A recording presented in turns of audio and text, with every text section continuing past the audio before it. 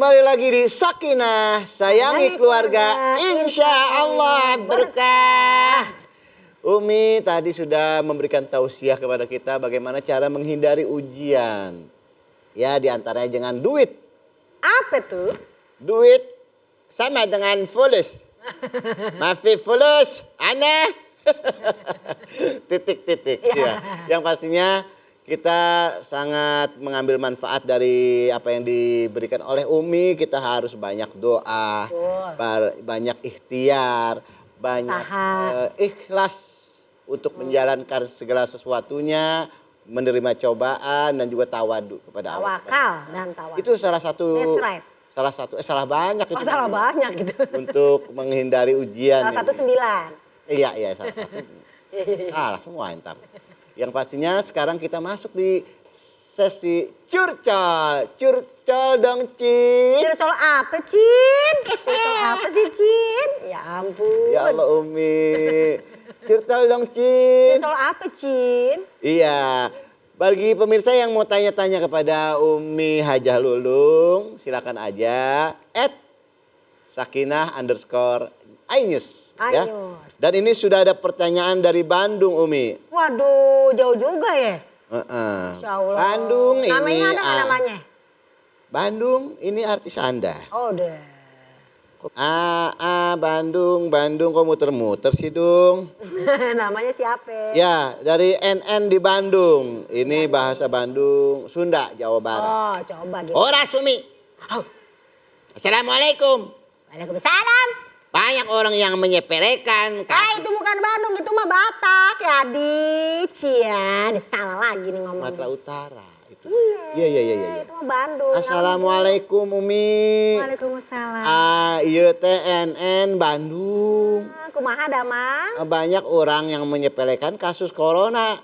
Saat ini Umi jelas sekali padahal bahwa virus ini sudah menjadi pandemi dan bencana global.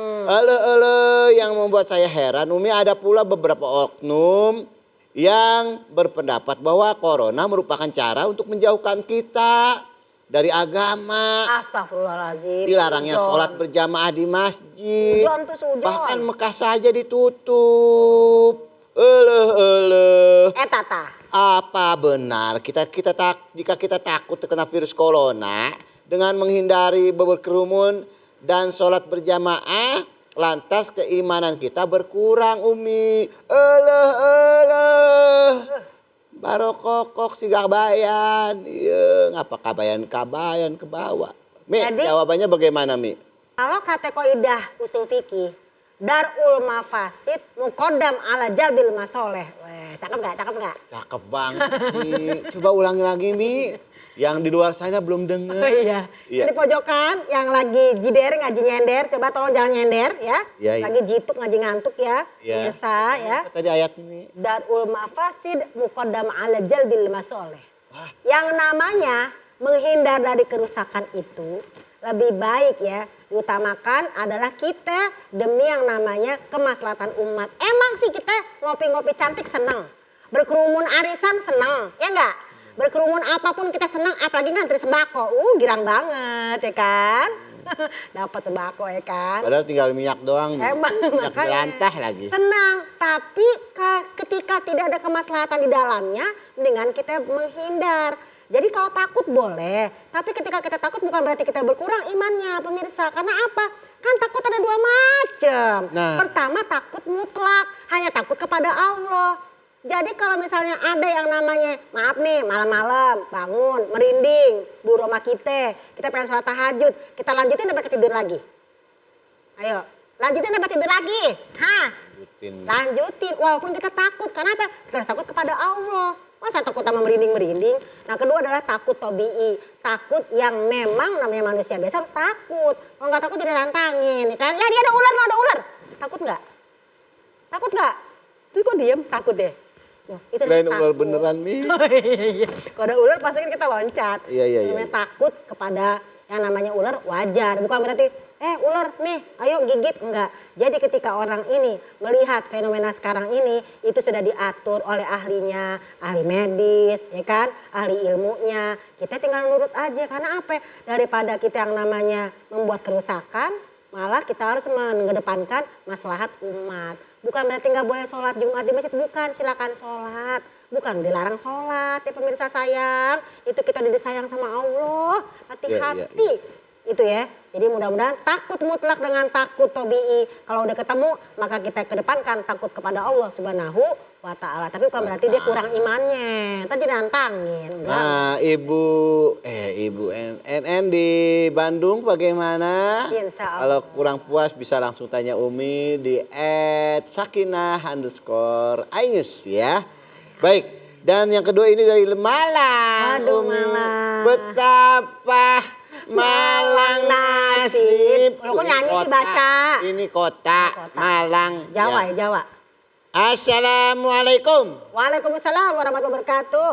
Mi, kita mohon penjelasannya nih Mi. Nih terkait dengan bahwasanya Allah memberikan musibah Nah, dalam bentuk ujian, keburukan, dan kebaikan. Padahal tadi Umi udah singgung di awal ya Mi ya.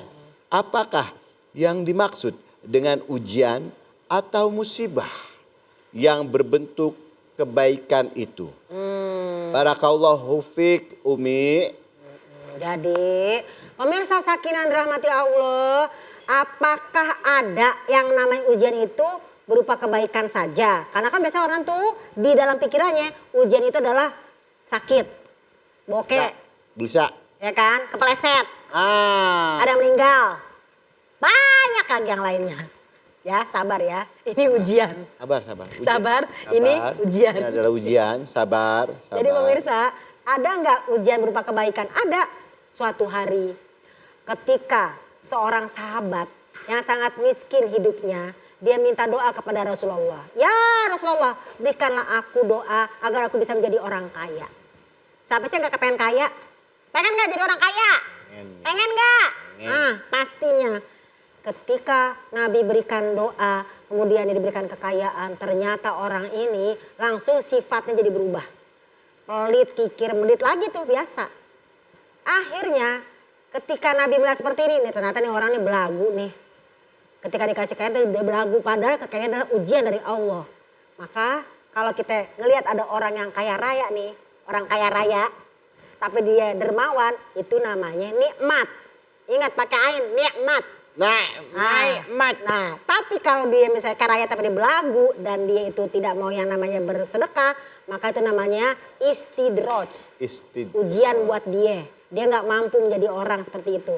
Nah, orang seperti ini disebut diberikan ujian berupa kebaikan. Kalau ditambah baik, padahal cakep banget. Alhamdulillah. Jadi iya, harus siap jadi orang yang diberikan kekayaan oleh Allah, harus siap. Gitu. Dan jangan pingsan. Iya Umi. Saya juga jangan ke saya dong. Yang nanya. Masa saya yang diomelin. Kan Anda yang baca, saya yang jawab. Ya, dari ini Mas atau Mbak nih ya kita nggak tahu. LP di Malang ya. LP. Baik. Nah sekarang dari bacanya gimana ini? Double T. Saya bingung bacanya. Ini dari inisial tapi salah ngasih inisial ini.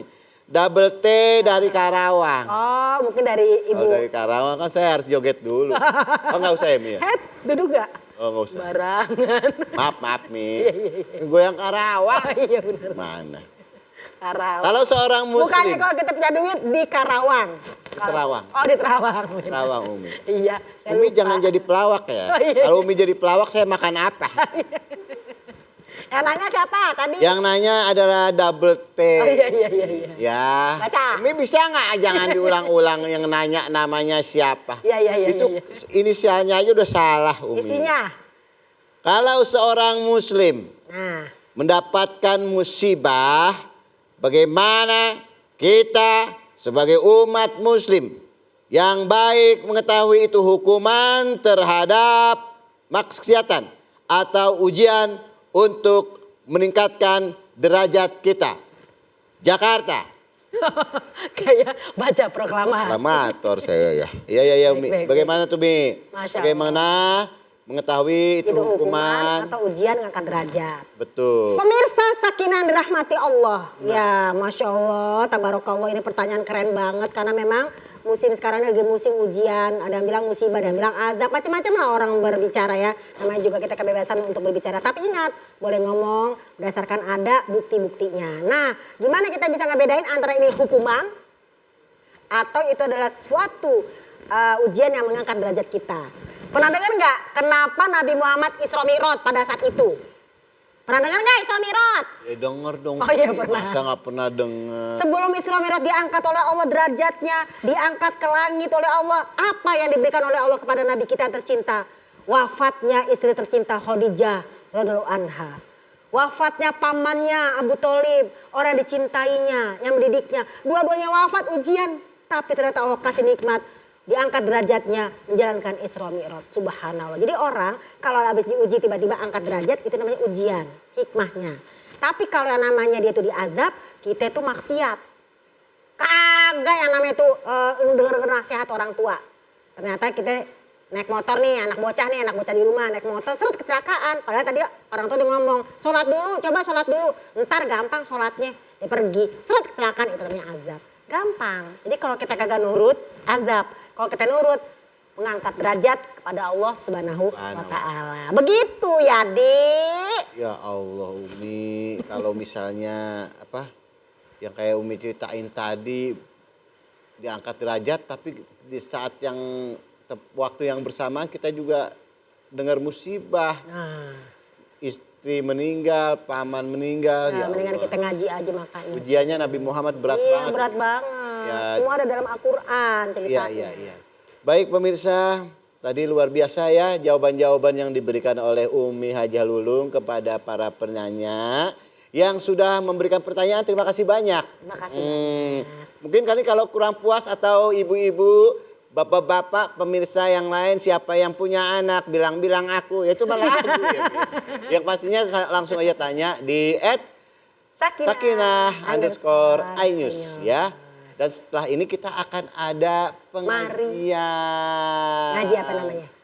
Alhamdulillahirabbil Alamin. Oh, jadi baca Quran. Iya Mi, baca Quran Mi. Karena bukannya sombong ya Mi.